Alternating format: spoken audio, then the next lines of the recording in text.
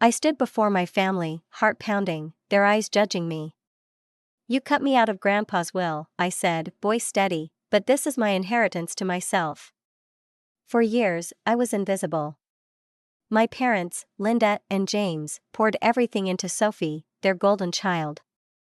Luxury vacations, designer clothes, a shiny car for her 16th birthday. Me? I got a calculator and a lecture on duty. I worked endless hours, scraping by, while Sophie basked in their praise for barely passing grades. I gave them over $40,000, my savings, my dreams, never repaid. They called me responsible, then begged for more. But that day, I stopped being their ATM. I chose me. Their shocked faces burned into my memory as I walked away, finally free. This is my story, one of betrayal, courage, and reclaiming my life. Stick around to see how I broke free from their grip and built a future on my terms. Growing up in Seattle, I was the eldest daughter, the one who carried the weight of expectations. My name's Emma Thompson, and at 10, I was already the responsible one. Perfect grades, helping with chores, setting the example, that was my role. My parents, Linda and James, had a different reality for my younger sister, Sophie. She was their golden child, showered with love and luxuries I could only dream of. On my 16th birthday, I got a calculator for school and a lecture about saving for college. Sophie's 16th? A weekend at a luxury resort, a designer wardrobe, and the car I'd spent 3 summers saving for.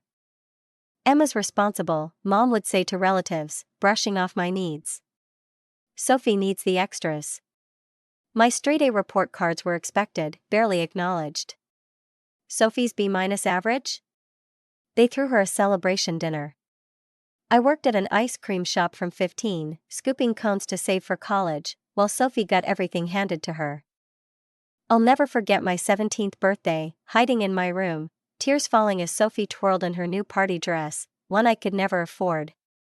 Mom's voice echoed through the house, praising Sophie's beauty, while I clutched my worn-out sneakers, feeling invisible. Dad, a quiet man, would slip me $20 for big achievements, a secret nod that never became real fairness. His silence enabled Mom's favoritism, letting it fester. Every family gathering, I'd force a smile, pretending it didn't hurt when relatives fawned over Sophie's charm. "She's so spirited," they'd say, while my hard work went unnoticed. I told myself it was just how families worked, that love meant sacrifice, that one day they'd see me. But the gap only widened. Sophie's every whim was indulged, dance lessons, new gadgets, trips with friends. Me? I budgeted every penny, patched my clothes, and dreamed of a future I'd build alone. Yet, through it all, I kept pushing. Late nights studying, extra shifts at the shop, anything to prove I was enough. My heart ached for their approval, but I learned early that I had to rely on myself. That strength, forged in those lonely years, would carry me further than I knew. It's what kept me going when the unfairness followed me into adulthood, when the weight of their expectations grew heavier, and when I realized love shouldn't feel like punishment. Stay with me as we dive into how those childhood scars shaped the battles I'd face next, and how I started to fight for the life I deserved. Adulthood didn't erase the unfairness, it deepened it. I'm Emma Thompson, and after high school, I fought for every step forward. At college, I juggled 30-hour weeks at a bookstore, pinching pennies to cover tuition gaps, while my parents paid Sophie's full ride, premium dorms, monthly allowances bigger than my paycheck. "You're good with money, Emma," Mom would say, her words a blade. "Sophie needs support to shine." I swallowed the hurt, believing family meant sacrifice. After graduation, I moved to Seattle, landing a job at Harper & Stone accounting firm. My tiny apartment barely fit a bed, but it was mine, earned through sweat and grit. I climbed the corporate ladder, each promotion a quiet victory. Then I met Ethan Carter, a software developer with kind eyes who saw my pain. "You don't have to keep proving yourself," he said on our third date, his words cracking my defenses. But family ties pulled tight. I called Mom and Dad weekly, sent gifts, visited for holidays, hoping for a scrap of their pride. It never came. Instead, they leaned on me harder. 3 years into my career, Mom called, voice dripping with urgency. We're behind on the mortgage, Emma. The bank's threatening foreclosure. We need $7,800. I drained my savings, money I'd saved for a home, wired it that night. We're family, Mom said when I asked about repayment. We'll sort it later. Later never came. 6 months after, they needed $2,500 for property taxes. Then $1,800 for a furnace. Sophie's turn came next, $3,200 for car repairs, $2,000 for an apartment deposit, $4,500 for an ER bill when she had no insurance. Each time, they called me, not her. Sophie's struggling, they'd say.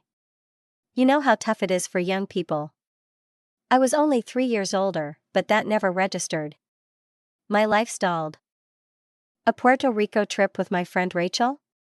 Cancelled to cover their taxes. The engagement ring Ethan and I picked? Downgraded to pay Sophie's medical bill. I tracked every dollar in a spreadsheet, $42,385 over 5 years, not a cent repaid. Ethan grew frustrated. They're using you, he said after another late-night call from Mom, her voice heavy with guilt trips. If you don't help, your dad's blood pressure might kill him. I defended them, clinging to the idea of family duty, but doubt crept in. Why was I always the one to fix their messes? My promotions piled up, senior accountant, then supervisor, but my savings stayed flat. Friends bought homes, traveled the world, planned for retirement. I was stuck, bankrolling my family's chaos.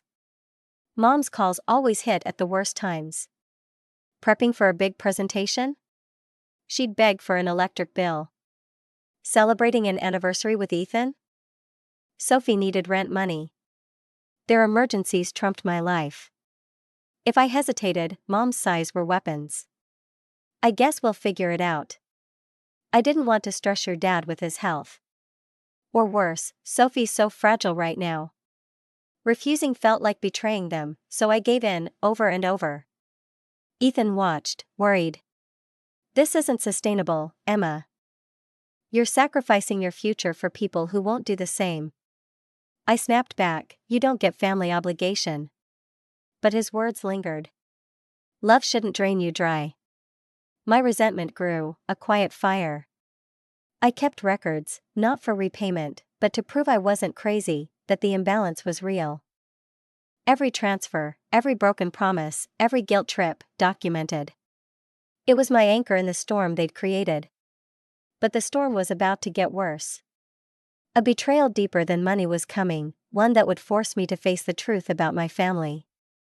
Stay with me as we uncover the moment that shattered my illusions and pushed me toward a breaking point I never saw coming. The betrayal that broke me wasn't just about money, it was about love. I'm Emma Thompson, and my grandpa Henry was the one person who saw me. Growing up, he'd listen to my dreams, keep my college graduation photo on his mantle, slip me books with notes saying, "This reminds me of you." When he got sick, I took leave from work, organized his meds, drove him to appointments, read to him at night. He'd squeeze my hand and whisper, "You're a good egg, Emma. Don't let anyone tell you different." I thought we had a bond nothing could break. So when he passed, the grief hit hard. I flew to Seattle, expecting to mourn with family. Instead, I faced a truth that shattered my heart. 3 days after his funeral, we gathered in the office of Thomas Reed, Grandpa's lawyer. Dark wood, leather chairs, a heavy air. Grandpa had always said he'd taken care of me in his will, not a fortune, but a sign of his love. I clung to that promise. As Thomas read, my stomach churned. To my parents, Linda and James, he left his house, worth $320,000. To Sophie, his investment portfolio, $175,000, and rare coins, $42,000. Sophie smiled, squeezing Mom's hand. Then Thomas looked at me. To my granddaughter Emma, I leave my books and fishing gear, treasures from our time together. That was it. Books. Fishing rods. No explanation. The room spun. Is that all? I asked, my voice a stranger's. Thomas nodded, uncomfortable. That's the entirety of your bequest. I pressed, desperate. Grandpa said he'd taken care of me. Mom cut in, sharp. Emma, this isn't the time. Thomas cleared his throat. The will was updated 8 months ago. Theodore was of sound mind. 8 months ago. When I was grinding 60-hour weeks in Seattle, while Mom and Dad had daily access to Grandpa. Suspicion clawed at me. I skipped the family lunch, drove to Willow Lake Park, our fishing spot. Sitting on our bench, I let the tears fall, not for the money, but for what it meant. Even Grandpa, my safe harbor, had chosen Sophie.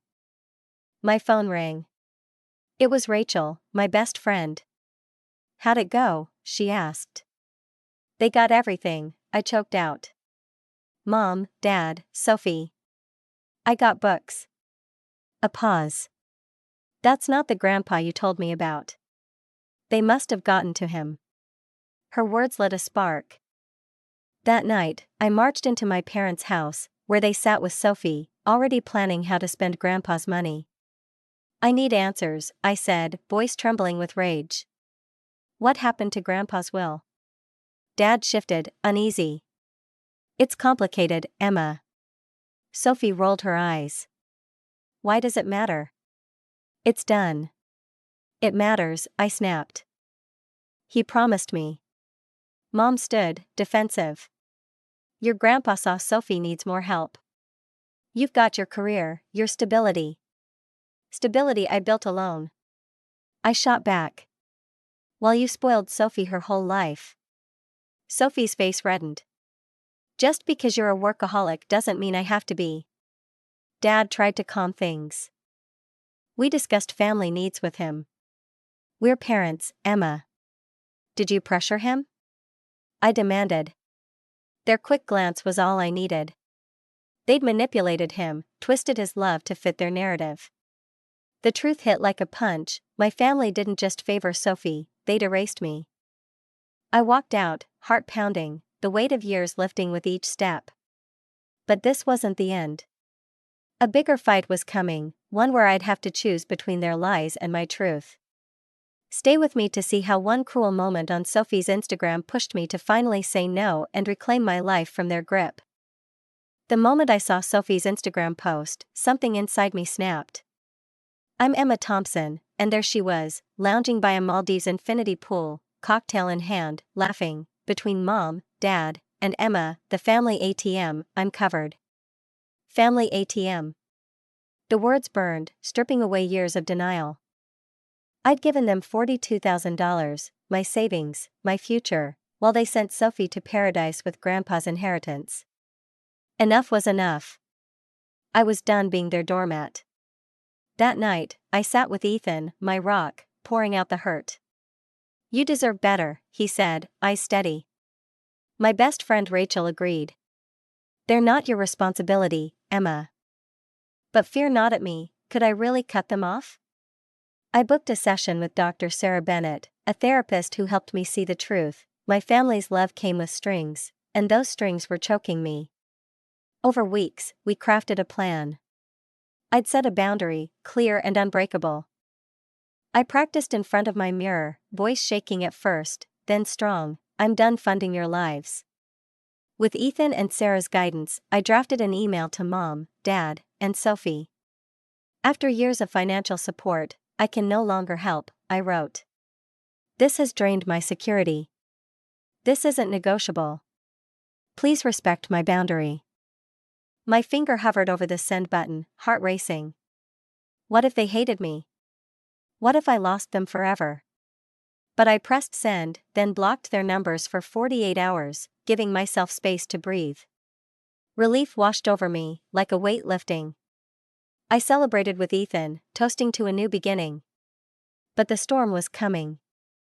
A week later, their silence broke. Mom texted, casual at first. Just checking in, sweetheart. No mention of my email, as if I'd cave. When I didn't budge, her tone shifted. We're planning to repay last year's loan soon.